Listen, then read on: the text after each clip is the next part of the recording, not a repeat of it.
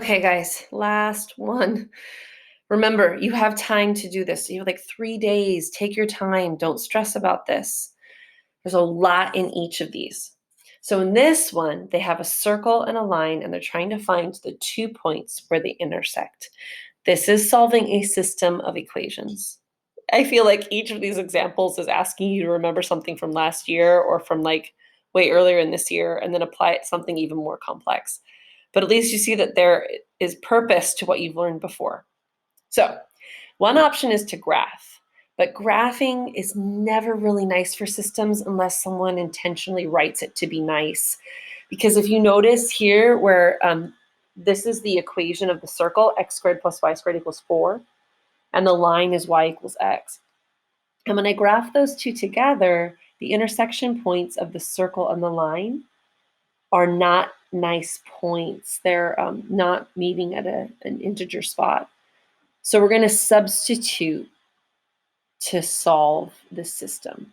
So there's the graph of what it would look like, and you kind of get an idea of it. Looks like it's like 1.5-ish by 1.5-ish, but you can't know if that's where it ends because, goodness sake, I drew it, so who knows. And then the same values over here, but they're negative. So here's how we're going to do it.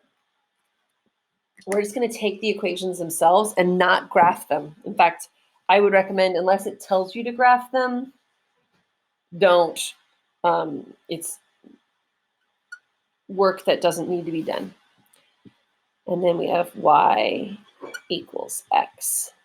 So we're going to take these two equations and substitute. The linear one is the one you always want to substitute into the circle. And what we mean by that, in this case, you could put x for y or y for x. It's your choice. All the other ones are going to be like y equals mx plus b. So you're going to replace the y with the x expression. So I'm going to take out all of my y's and replace them with x.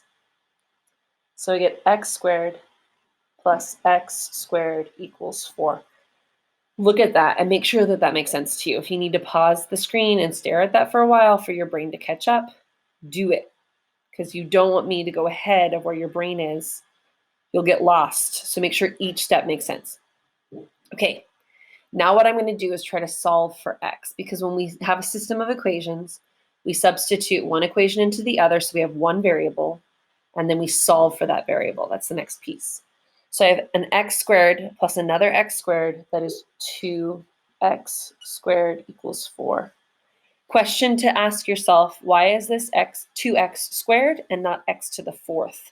Because that's the most common mistake I see here. So why is this 2x squared and not x to the 4th? Answer it like you're answering a Dora question. Okay, good. Because this is adding. Since we're adding them, we now have 2 x squareds. X to the 4th would be x squared times x squared. And we're not multiplying them together, we're adding them together. So we have 2 of them. To solve this, we're going to divide both sides by 2. We get x squared equals 2. To solve that, we take the square root. Here, we have to be careful about the plus or the minus, because it's on a coordinate plane. It's not a distance, it's not a length, it's a location, and we can have negative locations. So we need to include the positive and the negative one. Okay, solving systems of equation by substitution is a 3-part process. Part 1 is substituting it in. Part 2 is solving for that first variable. Part 3 is plugging it back in to get the other one. I would always recommend to plug it into the linear equation, because otherwise, holy cow, who wants to do that much quadratic work? So we have y equals x. So if x is plus or minus the square root of 2, that means y is also that value. There are 2 points where this circle and this line are going to intersect. This is why graphing can be useful. We see that there's 2 points. It's not a point of tangency, it's a secant line. It hits it twice. And this one's going to be both are positive, this one's both are negative. So my 2 points are going to be square root of 2, square root of 2, negative square root of 2, negative square root of 2.